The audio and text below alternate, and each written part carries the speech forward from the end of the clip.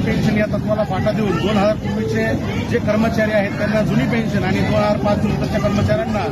Pension अशा प्रकारचं षडयंत्र या सरकारने रचलेलं आहे आणि 2005 नंतरच्या सेवेमध्ये नियुक्त झालेल्या कर्मचाऱ्यांना कुठल्याही प्रकारचं आश्वासक असं भविष्य नाही. हजारो कर्मचारी हे मयत पावले आहेत आणि त्यांच्या कुटुंबावर लाचारीची अवस्था, आज दयनीय अशी अवस्था त्यांच्या कुटुंबात झालेली आहे. महाराष्ट्र नागरी सेवा निवृत्ती वेतन योजना 1982-84, त्याचप्रमाणे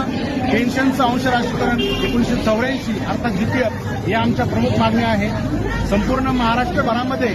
जुनी पेन्शन संघटनेच्या वतीनं विभागनिहाय असं जन आंदोलनाचं नियोजन करण्यात आलेलं आहे आणि आमची या आंदोलनाच्या माध्यमातून एकच मागणी आहे की